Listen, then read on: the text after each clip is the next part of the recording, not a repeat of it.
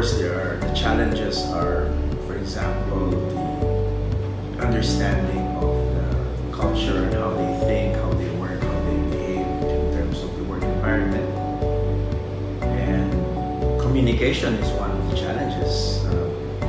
In this company, we employ about 65% of foreign workers coming from Nepal, basically, and about 10% Filipinos and about 25% of locals. And then the locals, we have Chinese, we have Malay, and we have some Indian also people. So the communication part is the major challenge because most of them do not understand English well enough for us to communicate in a short period of time. And that is something that we have been working on. But over the years that I've been here, it seems that they are responding well by not really verbally communicating with them, but giving them pictures. We communicate by pictures and sign languages. We translate also our signs, for example, in safety, in environmental matters. We put signs that in their own language so that they can understand better. But for work instructions, we do take pains on training them. We have to train them on the process, but we make sure that the process that we are teaching is basic enough for them to understand step 1, 2, 3, 4, something like that, and they will just repeat it over. And once they get it, they are very good. For the Malaysians, I think it's less of a problem because they can most when they are have a degree in college, universities, they normally have better grasp of the English language. Tak ada masalah untuk bekerjasama dengan different culture. Cuma kalau kita ada satu point untuk to get that point tu kadang-kadang agak susah sebab Indian dia punya cara communication tak sama. So untuk dia sampaikan apa yang dia nak maksudkan tu tak sampai.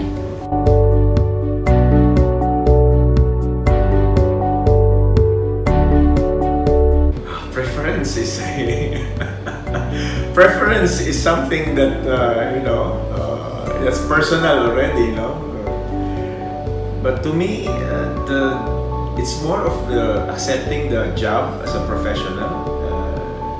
I was assigned here to work, and it so happens that Malaysia is has a very diverse culture, and I just have to deal with it. Of course, you want to work better probably with your own people who speak your language, but it's the work. Preference is really a personal matter, but I'm taking this in a very professional manner. I have a job to do, and this is one of the challenges. It's a given. I have to find a way how to work through this kind of environment.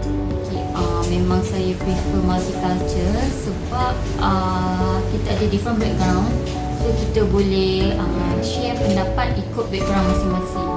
Sebab kalau Melayu cara dia lain, Indian cara dia lain, Chinese cara dia lain, pendapat pun tak sama, cara otak berfikir pun berkembang pun berbeza. Jadi kalau kita ada yang multicultural, kita punya work akan jadi lebih bagus.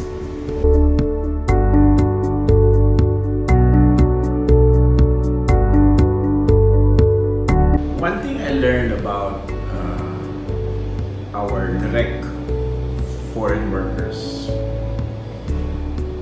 they learn Bahasa Malaysia faster than English because day to day they have to deal with people who speak Bahasa where they live. They live in a hostel near our factory, And in that area, there are a lot of Malay speaking or Bahasa speaking people, and they have to learn the language for them to survive in their own environment. In the office, okay, we can teach them the step-by-step procedures in English and with physical observation of the thing. We can show and tell, tell them and show them how to do it. And by seeing with their intelligence, they can cope up by just showing them what to do. So that's one way of communicating. So internally, they can manage to do their work, but among their peers and all, of course, when they're talking to supervisors who are Malay, they can understand better than Filipino supervisors who are talking to them in English.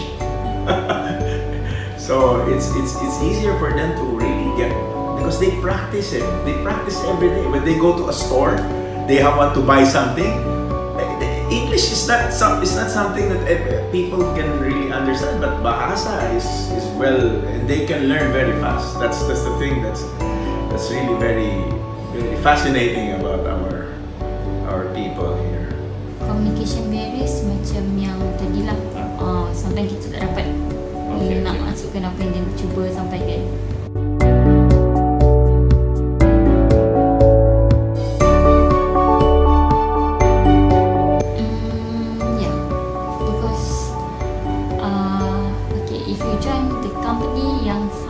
Dalam satu company tu, produktif dia kurang berbanding dengan campur. So kalau macam pengakuan dia bentuk kaum sendiri. Kalau macam Melayu, dia suka delay slow. So kalau you campur dengan company orang daripada background Chinese, dia suka laju sikit. Tapi sometimes dia tak ikut prosedur. So kalau macam Melayu, birokrasi dan everything, prosedur dia kena ikut buku. So bila Melayu, dia akan lambat sebab dia ikut prosedur. So kalau you semua bahasa Melayu saja dalam satu company yang sama, memang akan slow lah. Tapi kalau Cina masuk sikit, dia akan push lagi. Kalau Indian pun masuk, lebih sama juga. Dia akan lagi produktif kalau campur culture. Oh yes, very much. As mentioned earlier, I said communication. When you find more time in explaining the things you do, that means the input factor of time is longer already. But if you're in the same culture or same language, that time to explain is a lot faster. So productivity is the ratio of the output over the input, right? So the longer the denominator is the input is, the productivity ratio will be lower. But that is a given already. When we came here, we know that already. So one thing that we do to overcome that is, we do some orientation and training. Before, when they came here, we make sure that we spend time training them. It's better for them to be trained. Of course, they have their experience in their own countries, they have their education background, but the specific tasks that they will do here when they're here, we need to really explain to them. It's better for them to commit the mistakes in the training room rather than having the mistakes in the production shop floor. That will be more expensive. So in that sense, we are already gaining productivity, because if we just put them there and make all the mistakes in the production floor, that would be expensive, and that will not be very, very productive on our part. That will cost us more in terms of rejects, delays, and all these downtimes, machines breakdown. Name it.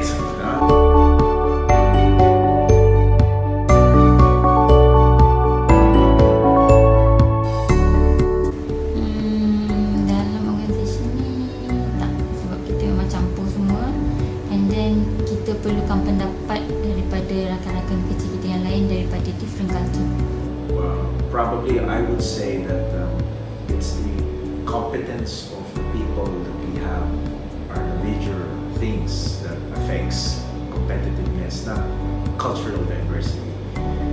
Because, for example, algebra is algebra regardless of which country you're you're having, di ba? Chemical engineering is the same chemical engineering. It's the manner in which you understood your discipline, your course, that makes us competitive. Not because you are white, brown, or black or yellow.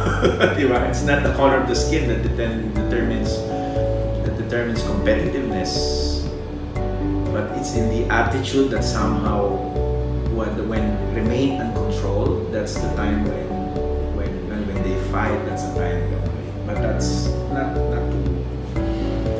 too frequent or not too much in our experience here. It's more of the competence that affects our competitiveness.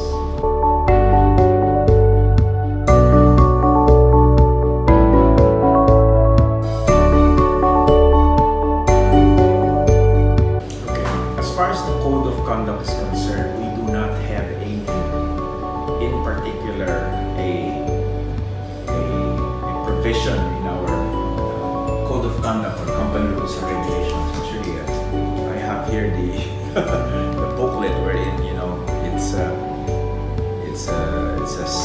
a list of all the rules and regulations that are required for every employee, and we don't have any particulars provision specific for racial discrimination, because we don't have that kind of thing. We have one common. In fact, this is summarized from or patterned from our mother company's rules and regulations. We have an international code for all of our companies, and we follow the same. And we do not mention anything in particular about discrimination or whatsoever, because we do not have that kind. We do not have racism in our country, in our organization. In this company, the language is English. In working, all the letters and everything kena buat dalam bahasa English. Tapi kalau just nak bersembang dengan rakan sekerja, boleh bahasa Melayu, whatever language yang kita boleh pakai lah. Kita tengok bila masa kita cakap tu, first kita akan cakap English dulu. Then bila dia tak faham, dia macam okay, kita akan tukar kepada Malay language.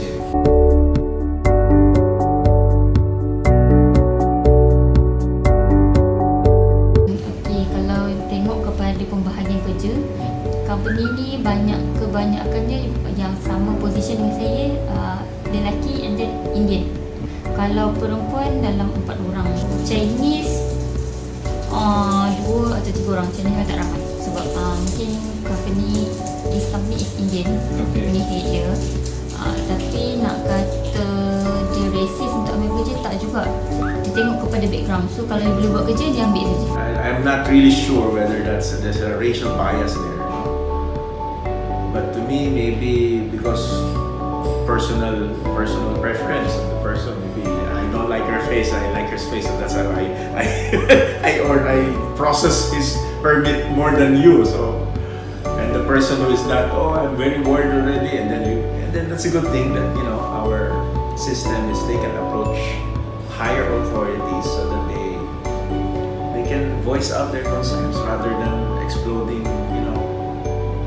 coming to a point wherein they can no longer bear it and they resort to some other more violent means.